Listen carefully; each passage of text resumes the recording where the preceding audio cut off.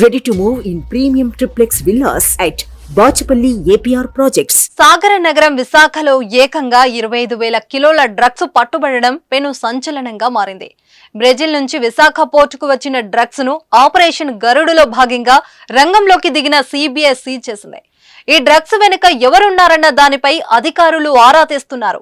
సంధ్య aqua export company పేరుతో delivery address ఉండటంతో దాని ఆధారంగా కేసు నమోదు చేసి విచారణ చేపట్టారు. సంధ్య ఆక్వా ఎక్స్పోర్ట్ కంపెనీ పేరుతో డెలివరీ అడ్రస్ ఉండడంతో దాని ఆధారంగా కేసు నమోదు చేసి ఆర్వీఎల్ఎన్ గిరిధర్, కృష్ణమాచార్య శ్రీకాంత్, కె భరత్ కుమార్ పేర్లు ఎఫ్ఐఆర్ లో నమోదు చేసింది సిబిఐ. ఇప్పటికే 2 సార్లు సిబిఐ అధికారులు ఆ మెటీరియల్ కు టెస్టులు నిర్వహించారు. దానిలో సరైన ఫలితాలు రాకపోవడంతో కొన్ని శాంపిల్స్ తీసుకుని ల్యాబ్ టెస్ట్ కు పంపారు. వారం 10 రోజుల్లో టెస్ట్ రిజల్ట్ వచ్చే అవకాశం ఉంది. అయితే సంధ్య ఆక్వా పరిశ్రమ యాజమాన్యం మాత్రం ఫీడ్ ప్లాట్ కోసం ఈస్ట్ ను తెప్పించామంటున్నారు. బ్రెజిల్లో దొరికే ఈస్ట్ క్వాలిటీ బాగుంటుందనే అక్కడి నుంచి కొనుగోలు చేసినట్టు సిబిఐ ఎదుట తెలిపారు.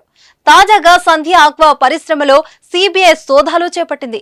కాకినాడ జిల్లా కొత్తపల్లి మండలం మూలంపేట సంధ్య ఆక్వా పరిశ్రమలో శుక్రవారం ఉదయం నుంచి అధికారులు తనిఖీలు చేస్తున్నారు. సిబ్బంది కూలీల వివరాలు సేకరిస్తున్నారు. సుమన్ టీవీలో మీ పర్సనల్ అండ్ బిజినెస్ ప్రమోషన్స్ కోసం కింది నెంబర్కి కాంటాక్ట్ చేయండి.